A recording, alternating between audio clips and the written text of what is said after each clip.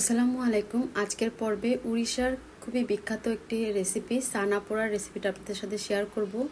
আর এটা খেতে অসাধারণ মজা, আসলে একবার হলো সবাই ট্রাই করা উচিত আমার মনে হয়।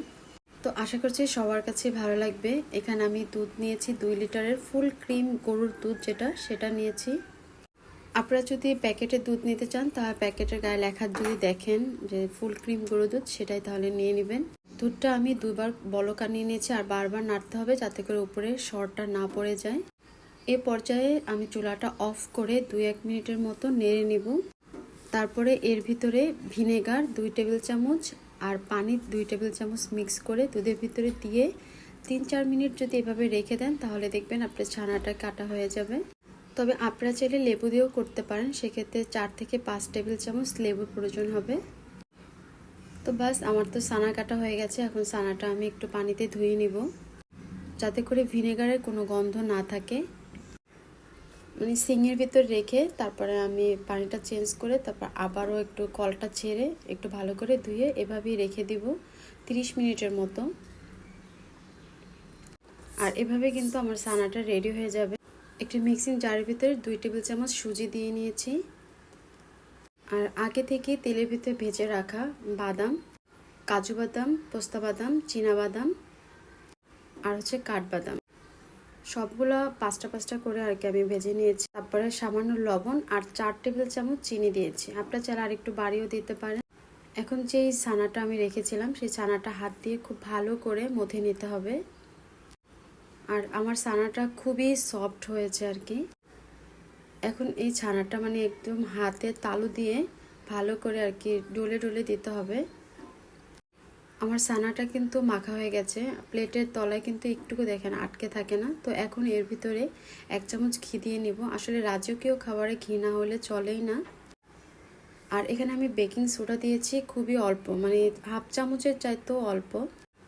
আর যে সুজির আর বাদামের মিশ্রণটা করেছি সেই সুজির বাদামের মিশ্রণটা এখানে দিয়ে আবারও হাত দিয়ে খুব ভালো করে মথে নিব।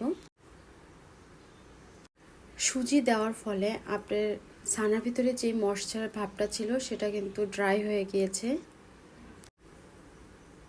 আর এর জন্য আমি এখানে একটুখানি পানি ব্যবহার করব, মানে জারটা ধুয়ে তারপরে এখানে পানি দিব। আমার হাফ কাপের মতো পানি লেগেছে, তবে আপনারা হাত দিয়ে মাখার পরে যখন দেখবেন যতটুকু প্রয়োজন নরম করার জন্য ততটুকু পানি আপনারা এখানে অ্যাড করতে পারেন। আর বাদাম ভাজার তারপরে ব্লেন্ডারে ব্লেন্ড করার যে সুন্দর একটা ফ্লেভার, এটা আসলে বলার মতো না। আপনারা চাইলে কিন্তু এখান থেকে 2-1 চামচ নিয়ে তারপরে দুধের ভিতর দিয়েও খেতে পারেন, আবার এভাবে সংরক্ষণও করতে পারেন। তো আমার হাতে মাখাটা, ছানা মাখাটা দেখে আপনারা হয়তোবা ক্লিয়ারভাবে বুঝতে পারতেছেন এটা কীরকম হবে। তো একটা বাটি নিয়ে নিয়েছি, আপনারা আপনাদের পছন্দ অনুযায়ী নিতে পারেন। তার ভিতরে আমি আমার এই ছানার মাখাটা দিয়ে দিলাম। আর উপরটাও খুব ভালো করে সমান করে নিয়ে নিতে হবে। এখন একটা পাতিলের ভিতরে পালও দিয়েছি, তার উপরে স্টান দিয়েছি। তারপর ছানা মাখাটা এখানে আমি বসিয়ে দিব। আর এটা আমার সময় লেগেছিল প্রায় 50 মিনিটের মতো। প্রথমে একটা সিলভার ঢাকনা দিয়েছি, উপরে আবার আরেকটা সিলভার ঢাকনা দিয়ে এটা আমি 50 মিনিটের মতো রেখেছি মিডিয়াম টু লো হিটে। তো আমার এটা তো ব্রেক করা হয়ে গেছে। এখন এটা একটু ঠান্ডা করে নিব। আর ঠান্ডা হওয়ার পরে চারি সাইডটা আমি একটু চাকু দিয়ে ছাড়িয়ে নিলাম।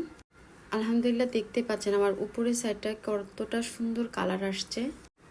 এখন আমি আরেকটা বাটিতে এটাকে ঢেলে নিব। আর এটা হয়তো আপনারা দেখেই বুঝতে পারতেছেন। এখন উপর থেকে কাগজটা আমি তুলে নেব। আর এখন আপনারা আপনাদের ইচ্ছা অনুযায়ী যেমন ইচ্ছা তেমন করে শেপ করে নিতে পারেন, একটু বড় ছোট চারকোনা। আর সত্যি এটা খেতে অসাধারণ লাগে, আপনারা একবার হলো ট্রাই করে দেখবেন। বাস তৈরি হয়ে গেল আমার উড়িষ্যার ছানা পোড়া রেসিপিটা। ভালো লাগলে প্লিজ আমার চ্যানেলটি সাবস্ক্রাইব করবেন। আজ এ পর্যন্তই, আল্লাহ হাফেজ।